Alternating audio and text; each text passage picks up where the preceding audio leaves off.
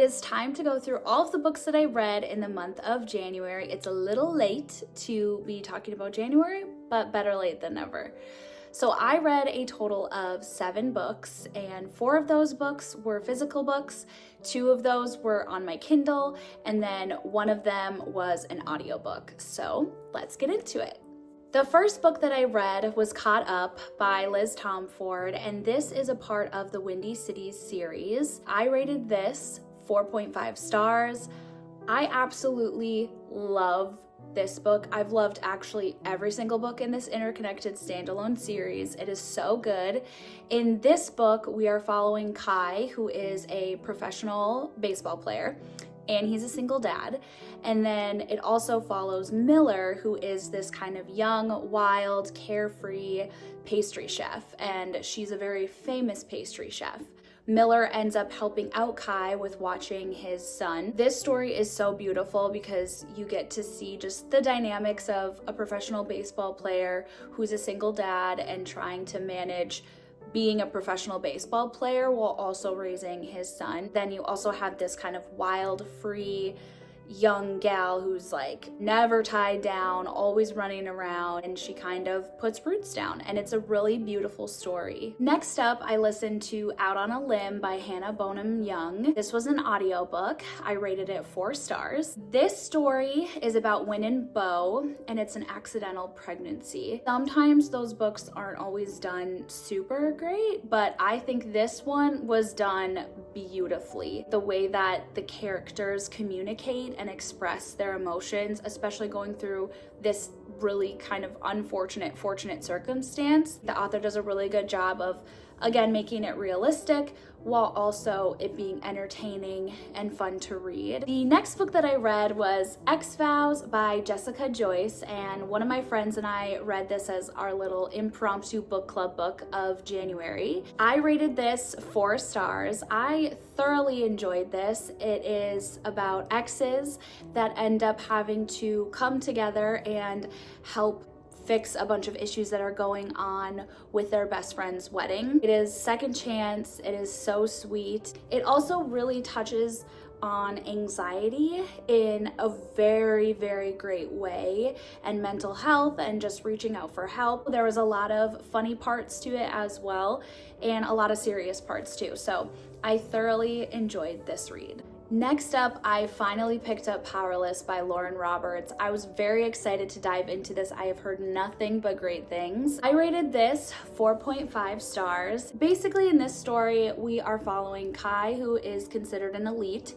and Peyton, who is considered an ordinary. And so our 2 main characters are enemies, and they are not supposed to get along and not supposed to be together or anything like that. Essentially, the ordinaries are banished from the elite society to protect the elites. Peyton comes across Kai, saves his life, and then ends up getting entered into these purging trials. It very much feels a lot like The Hunger Games. I didn't read The Hunger Games, but I watched the movies, so it very much feels reminiscent of that. The banter between these 2 characters, I mean, they hate each other, and they're very vocal about that, and so the way that they like flirt and just hate each other is like so amazing. I couldn't put this book down. I think I finished it in like maybe 2 days.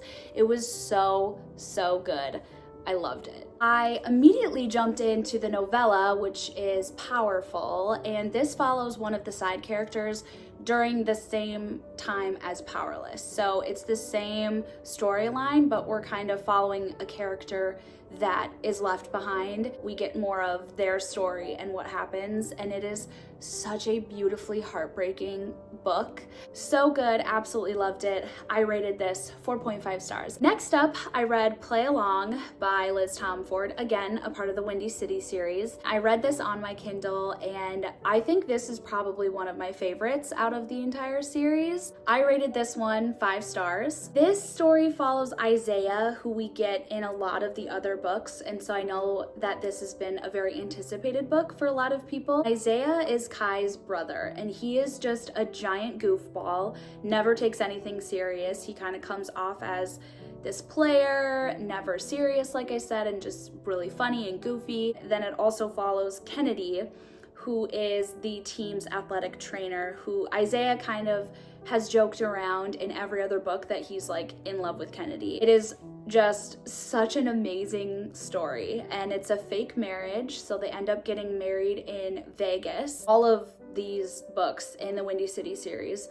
the premise of them are kind of lighthearted, and the banter and everything is just so enjoyable, but there's actually so much depth to each character, and there's a lot of layers that get pulled back, especially because when you read a book and you get some of the other characters in the background, you kind of have this perception of each of the characters, when in reality there is so much more to each character. And Kennedy's story is just so heartbreaking and beautiful, and just watching their relationship change and grow throughout the book is just amazing.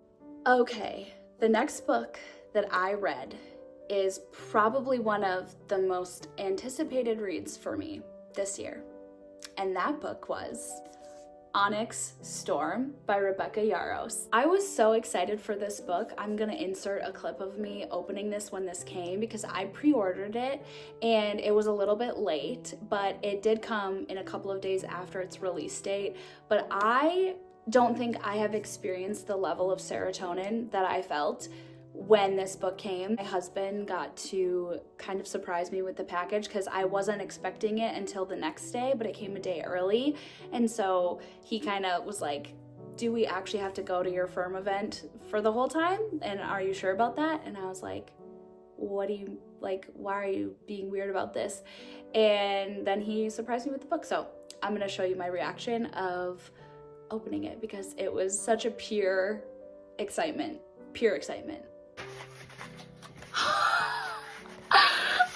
Oh my gosh! I'm so excited I could cry. This book, you guys, is so good. I absolutely loved it. I rated it 5 stars. I could not put it down. I was so happy to be in the world again. And obviously I can't talk much about the actual book itself, because it's the 3rd book in the series, so a lot of spoilers. In this book, we go on a lot of missions. There is a lot of world building in this book, which I think some people didn't necessarily love, because we're introduced to a lot of characters, a lot of places. Just the layers that are the story become more complicated. And one thing I will say is we are in Violet's head, the main female character. And I think because we are so in Violet's head, we're not meant to know everything that's going on. We're only meant to know what Violet knows. When we're getting different scenes and situations, like, we're getting it from Violet's perspective. I think that's why this book is kind of confusing for some people, because it feels very chaotic. Like, so much happens in this book, and you get a lot of answers to some questions, but then you're also left with like, wait, so what does this mean for the rest of the series? I actually ended up going to Rebecca's book tour, which was an absolute blast. To see her as an author was so impressive, to see how she goes about writing her stories and how much she cares about her story. I trust Rebecca. I know there's a lot of mixed opinions about this book, but I feel like that was the same thing with Iron Flame. Initially, a lot of people were like, this isn't great, blah, blah, blah. But what I think it ultimately comes down to is people have a lot of expectations, especially with the series. I think a lot of people theorize things, and when the things that they wanted to happen don't happen, they get upset and disappointed, which I totally understand.